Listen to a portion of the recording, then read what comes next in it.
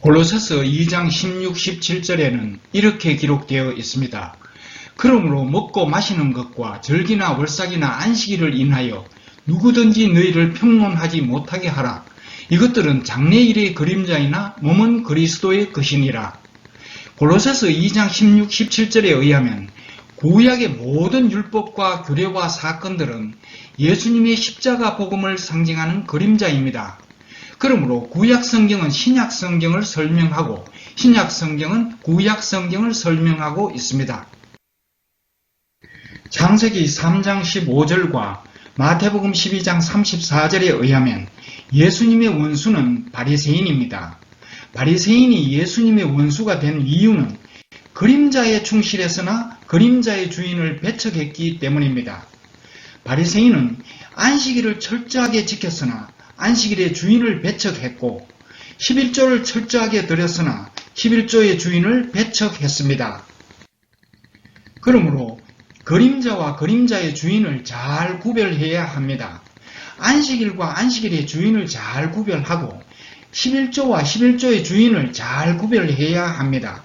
안식일에 얽매여서 안식일의 주인을 배척하고 11조에 얽매여서 11조의 주인을 배척한다면 2000년 전의 바리새인과 똑같은 현대판 바리새인이 되어 예수님의 원수가 될 것입니다.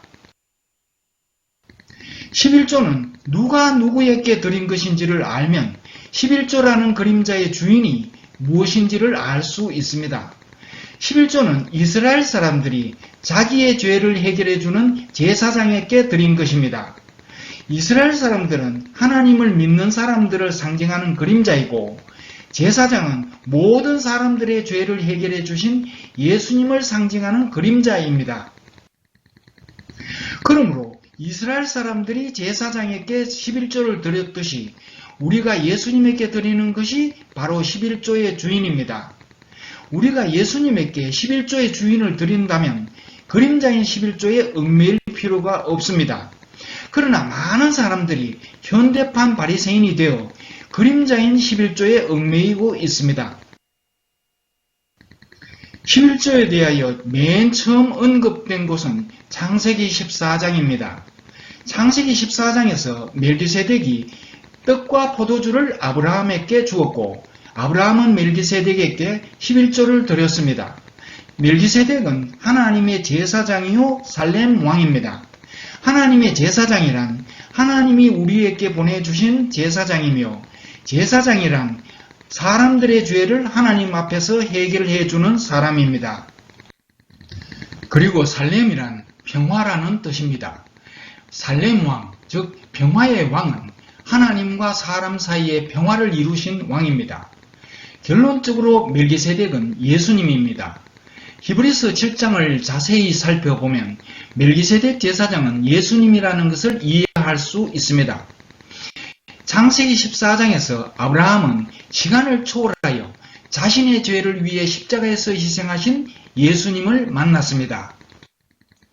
멜기세덱 제사장이 아브라함을 만난 일은 설명이 좀 복잡합니다. 그래서 다음의 순서대로 설명하겠습니다. 첫째, 예수님이 시간을 초월하여 아브라함을 만난 일에 대하여. 둘째, 멜기세덱 제사장이 아브라함에게 준 떡과 포도주에 대하여. 셋째, 아브라함이 멜기세덱 제사장에게 드린 11조에 대하여. 넷째, 구약의 11조를 우리는 어떻게 드려야 하는가에 대하여. 첫째, 예수님은 시간을 초월하여 아브라함을 만날 수 있다는 것을 설명하겠습니다. 차원을 달리하면 시간을 초월할 수 있습니다. 이 세상이 3차원이라면 천국은 4차원입니다. 예수님은 부활하시고 승천하셔서 지금은 4차원에 계십니다.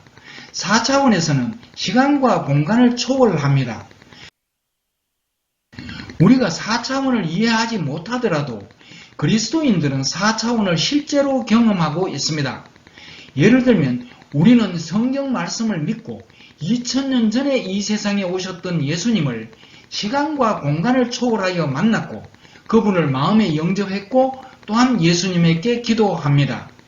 이와 같이 예수님은 4차원에 계시기 때문에 시간과 공간을 초월하여 우리를 만나고 아브라함을 만날 수 있습니다.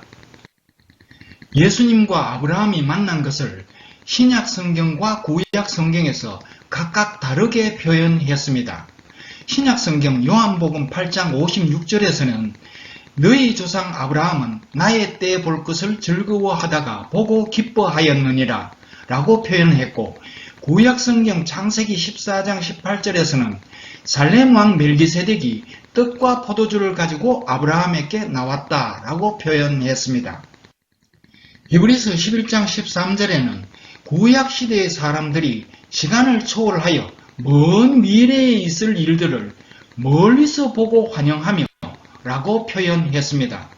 이와 같이 아브라함은 멜기세덱이라는 이름으로 오신 예수님을 시간을 초월하여 만나서 직접 눈으로 보고 십자가의 복음을 믿었고, 우리는 먼 과거에 오셨던 예수님을 성령님의 도움과 말씀을 믿음으로 시간을 초월하여 만나서 십자가의 복음을 믿었습니다.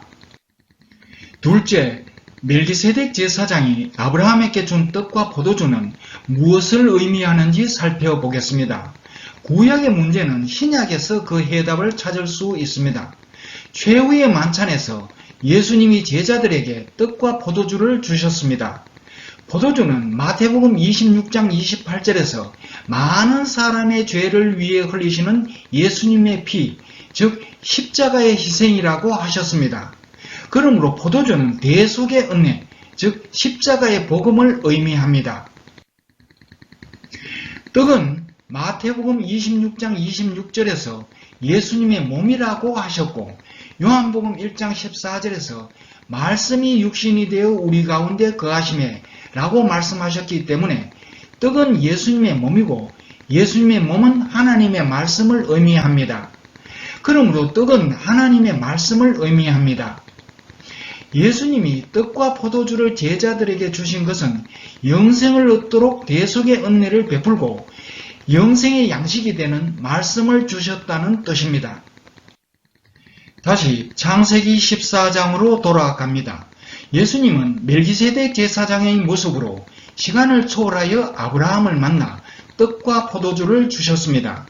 예수님이 아브라함에게 떡과 포도주를 주신 것은 아브라함의 죄를 대속하신 십자가의 은혜를 베풀어 영생을 얻게 하고 영생의 양식이 되는 하나님의 말씀을 주셨다는 뜻입니다. 쉽게 말하면 십자가의 복음을 전하셨습니다. 예수님이 4차원 천국에서 3차원 이 세상에 직접 오셨기 때문에 아브라함은 눈으로 직접 예수님을 보았고, 우리에게는 예수님이 3차원인 이 세상에 오시지 않고 4차원에서 나의 마음 문을 두드리셨기 때문에 3차원만 볼 수 있는 우리 눈으로는 본 적이 없습니다. 아브라함은 미래에 오실 예수님을 만났고, 제자들은 직접 예수님을 만났고, 우리는 과거에 오셨던 예수님을 만났습니다. 예수님은 시간을 초월하여 아브라함을 만나 떡과 포도주를 주셨고, 이 땅에 직접 오셔서 제자들에게 떡과 포도주를 주셨고, 시간을 초월하여 우리에게 떡과 포도주를 주셨습니다. 시간을 초월하여 사람들에게 떡과 포도주를 주신 것은 십자가 대속의 은혜와 말씀을 주신 것입니다. 쉽게 말하면 십자가의 복음을 전하신 것입니다. 지금까지 멜기세덱 제사장이 준 떡과 포도주에 대해서 설명했습니다. 셋째, 아브라함이 멜기세덱 제사장에게 드린 11조는 무엇을 의미하는지 살펴보겠습니다. 민수기 18장 21절에는 이렇게 기록되어 있습니다. 내가 이스라엘의 11조를 레위 자손에게 기업으로 다 주어서 그들이 하는 일, 곧 회막에서 하는 일을 갚나니, 레위 자손들은 회막에서 이스라엘 사람들의 죄를 해결해 주었고, 이스라엘 사람들은 그 대가로 11조를 드렸습니다. 결국 11조란 죄를 해결해 준 대가로 드리는 것입니다. 아브라함은 떡과 포도주를 받은 대가로 멜기세덱 제사장에게 11조를 드렸고, 이스라엘 사람들은 자기들의 죄를 해결해 준 대가로 레위 제사장들에게 11조를 드렸습니다. 멜기세덱 제사장이 아브라함에게 떡과 포도주를 준 것과 레위 제사장들이 회막과 성전에서 이스라엘 사람들의 죄를 해결해 준 것은 모두 십자가 복음의 그림자였습니다. 그러므로 구약에서 죄를 해결해 준 대가로 드린 11조도 역시 그림자입니다. 신약에서 십자가 복음에 대한 대가로 드리는 어떤 것의 그림자입니다. 넷째, 우리는 구약의 11조를 신약에서 어떻게 드려야 하는가에 대하여 알아보겠습니다.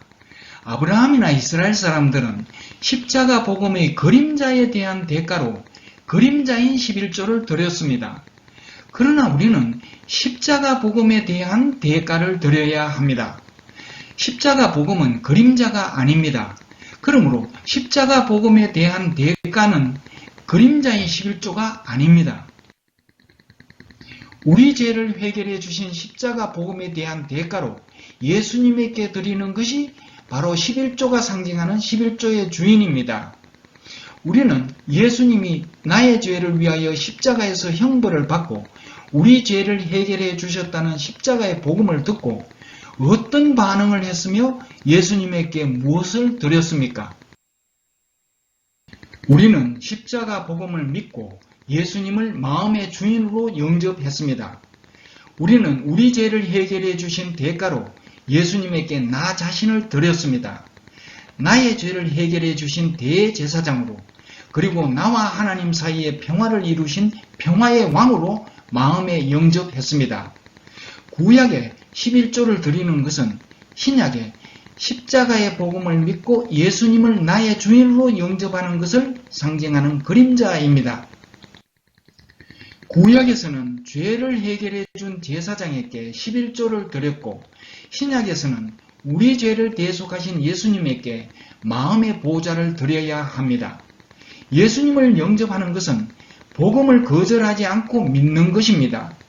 그러므로 11조를 드리는 것은 십자가 복음을 믿는 것입니다. 요한복음 1장 12절에는 이렇게 기록되어 있습니다. 영접하는 자, 곧 그 이름을 믿는 자들에게는 하나님의 자녀가 되는 권세를 주셨으니. 신약에서 예수님이 나에게 대속의 은혜를 베푸시고 말씀을 주셨고 나는 대속의 은혜를 받고 말씀을 받았습니다.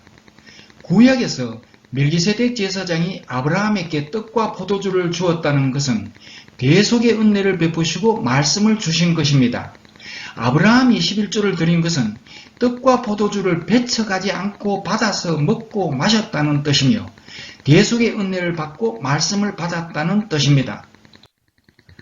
아브라함은 멜기세덱의 이름으로 미래에서 오신 예수님을 만나서 떡과 포도주를 거절하지 않고 받아서 먹고 마셨고 제자들은 직접 예수님에게 떡과 포도주를 거절하지 않고 받아서 먹고 마셨고 우리는 과거에 오셨던 예수님을 말씀을 통하여 믿음으로 만나 포도주, 다시 말하면 십자가의 복음을 거절하지 않고 믿고 받아들여서 예수님을 영접하고 떡, 다시 말하면 생명의 말씀을 받아 먹습니다. 포도주는 대속의 은혜, 즉 십자가의 복음을 의미하고 떡은 생명의 말씀을 의미합니다. 그리고 떡과 포도주에 대한 대가로 11조를 드리는 것은 복음을 믿고 받아들이는 것을 의미합니다. 십자가의 복음을 받아들인 사람은 11조를 드린 사람이고 십자가의 복음을 거절한 사람은 11조를 드리지 않은 사람입니다. 아브라함은 미래에 오실 예수님을 만나 십자가의 복음을 믿었고 제자들은 직접 예수님을 만나 십자가의 복음을 믿었고 우리는 과거에 오셨던 예수님을 만나 십자가의 복음을 믿었습니다. 그러므로 아브라함은 십자가의 복음을 믿어 영생을 얻고 말씀을 먹고 살았던 최초의 사람이 된 것입니다. 그래서 아브라함을 믿음의 조상이라고 합니다. 요약하자면 멜기세덱이 떡과 포도주를 주었다는 것은 예수님이 십자가의 복음과 말씀을 전했다는 뜻이고 아브라함이 11조를 드렸다는 것은 십자가의 복음을 믿고 말씀을 받았다는 뜻입니다. 마치 신랑이 신부에게 결혼 반지를 끼워주는 것은 아내로 맞이하겠다는 약속의 표시이듯이 아브라함이 11조를 드린 것은 예수님을 영접하고 말씀대로 살겠다는 약속의 표시, 즉 영접 기도입니다. 십자가의 복음을 믿고 예수님을 마음의 주인으로 영접한 사람은 방주 속에서 홍수를 피한 노아요, 멜기세덱에게 떡과 포도주를 받아 먹고 마신 아브라함이요, 모세가 만든 놋뱀을 쳐다본 사람이요, 돌을 던져 골리앗을 죽인 다윗이요, 모든 율법을 영원히 지킨 사람이요, 십계명을 영원히 지킨 사람이요, 안식일을 영원히 지킨 사람이요, 11조를 영원히 드린 사람입니다. 그러나 구약에서 11조를 드리지 않는 것은 말라기 3장 9절에서 죄를 사해준 제사장에게 당연히 드려야 할 대가를 도적질한 것이고, 멜기세덱 제사장이 주는 떡과 포도주를 거절하는 것이고, 우리 대신에 형벌을 받으신 예수님의 은혜를 무시하는 것이고, 십자가 복음을 믿지 않고 배척하는 것입니다. 요한복음 1장 11절에는 이렇게 기록되어 있습니다. 자기 땅에 오매 자기 백성이 영접지 아니하였으나, 마태복음 23장 23절에는 이렇게 기록되어 있습니다. 화 있을진저 외식하는 서기관들과 바리새인들이여, 너희가 박하와 회양과 건채의 11조는 드리되 율법의 더 중한 바 정의와 긍휼과 믿음은 버렸도다. 그러나 이것도 행하고 저것도 버리지 말아야 할지니라. 예수님은 11조를 철저하게 드리는 바리새인들에게 11조는 정의와 긍휼과 믿음의 그림자라고 말씀하셨습니다. 그러면 정의와 긍휼과 믿음이 무엇인지 알아보겠습니다. 정의란 재판과 같은 뜻입니다. 판사가 재판할 때 죄인은 감옥에 가야 하듯이 하나님이 재판하실 때 우리는 모두 죽어야 할 죄인입니다. 긍휼, 그러나 하나님은 우리에게 긍휼, 다시 말하면 자비를 베푸셨습니다. 예수님이 십자가에서 우리 대신 형벌을 받으셨습니다. 믿음, 아브라함이 떡과 포도주를 받은 대가로 11조를 드리듯이, 이스라엘 사람들이 죄를 해결해 준 대가로 11조를 드리듯이, 우리는 예수님이 우리에게 베푸신 십자가의 긍휼을 믿어야 합니다. 우리 죄를 대속하신 대가로 십자가의 복음을 믿어야 합니다. 그러므로 마태복음 23장 23절에서 예수님이 11조의 주인이라고 말씀하신 정의와 긍휼과 믿음은 십자가의 복음을 믿는 것입니다. 바리새인들은 그림자인 안식일을 철저하게 지키면서 안식일의 주인인 예수님을 배척했고, 그림자인 11조를 철저하게 드리면서 11조의 주인인 십자가의 복음을 배척했습니다. 그래서 예수님은 바리새인들에게 그림자인 11조는 철저하게 드리면서 왜 11조의 주인인 십자가의 복음을 믿지 않느냐고 질책하셨습니다. 구약에서는 사람들이 자기 죄를 해결해주는 제사장에게 11조를 드렸습니다. 예수님 당시에는 제사장이 있었습니다. 그래서 마태복음 23장 23절에 이것도 행하고 저것도 버리지 말아야 할지니라 라고 하셨습니다. 그러나 지금은 레위 제사장이 없습니다. 목사는 우리 죄를 해결하는 제사장이 아닙니다. 오직 예수님이 우리의 영원한 대제사장입니다. 그래서 우리는 예수님에게 마음의 보좌를 드립니다. 말라기서 3장 1절에서 10절을 쉽게 풀이하면 다음과 같습니다.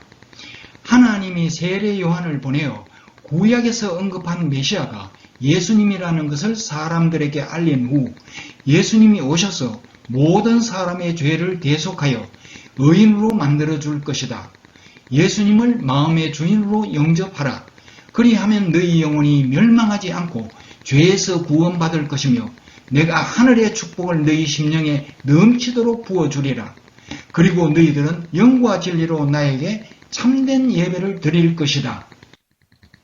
많은 사람들이 오해하는 말라기서 3장 7절에서 10절을 좀 더 자세히 알아보겠습니다. 하나님은 사람들에게 돌아오라고 하셨고 사람들은 하나님에게 돌아가는 방법을 물었습니다. 하나님은 당연히 드려야 할 11조와 봉헌물을 하나님에게 드리지 않고 도적질했으므로 저주를 받았으나 이제 온전한 11조를 드리면 하늘문을 열고 사람들이 감당할 수 없을 정도로 많은 복을 주겠다고 하셨습니다. 하나님께 돌아가려면 11조를 드리라고 했습니다. 민수기 18장 21절에 의하면 11조는 죄를 해결해 준 대가로 드리는 것입니다. 교회나 목사는 우리의 죄를 해결해 주지 못하기 때문에 죄를 해결해 준 대가를 교회나 목사에게 드리는 것이 아닙니다. 우리 죄는 오직 예수님이 해결해 주셨습니다. 그러므로 우리의 죄를 해결해 주신 대가를 교회나 목사가 아니라 예수님에게 드려야 합니다.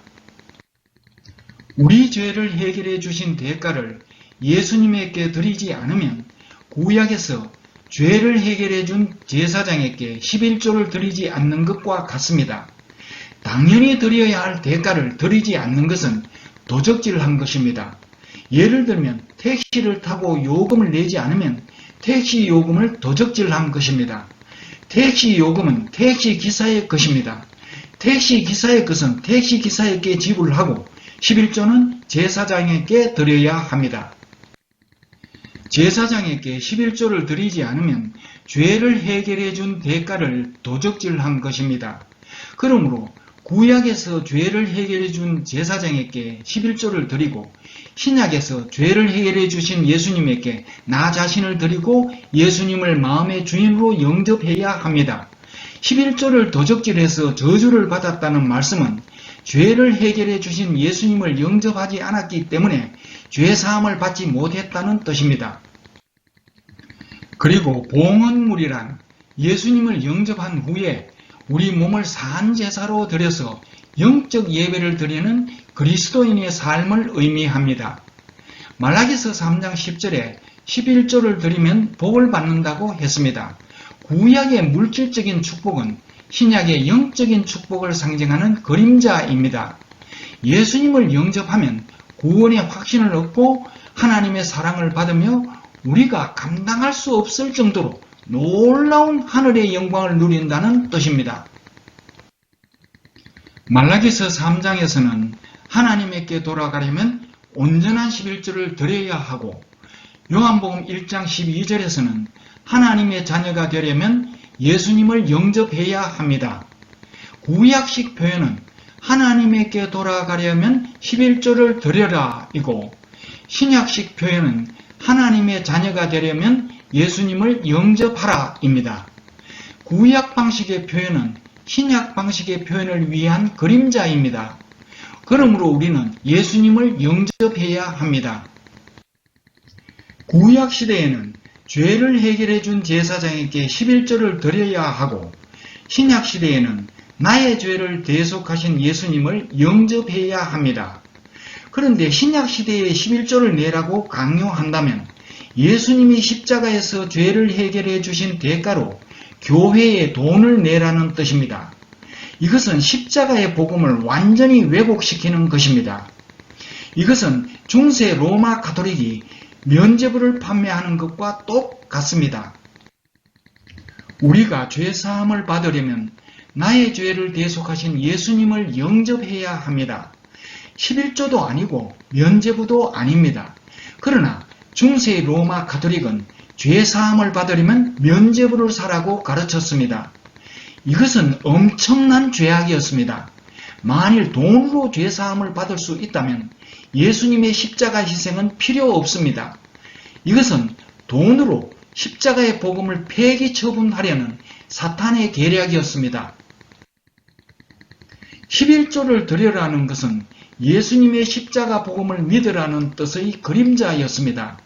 그림자는 실체가 오면 사라져야 합니다.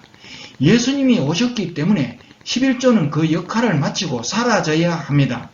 죽은 시체가 무덤으로 가지 않고 활동하는 것을 부두교에서 좀비라고 합니다. 그런데 11조가 살아서 좀비처럼 많은 사람들을 괴롭히고 있습니다. 11조는 당연히 사라져야 하는 좀비 율법입니다. 중세 시대에 많은 사람들이 면죄부 때문에 고통을 당했듯이 지금도 많은 사람들이 11조 때문에 고통을 당하고 있습니다. 11조의 주인을 모르고 11조를 강요하는 사람들은 안식일을 철저하게 지키면서 안식일의 주인을 십자가에 못 박은 바리새인들과 같고, 면죄부를 강요하며 돈으로 십자가 복음을 폐기 처분하려고 발악하던 중세의 저 악한 사람들과 똑같다는 것을 명심해야 합니다.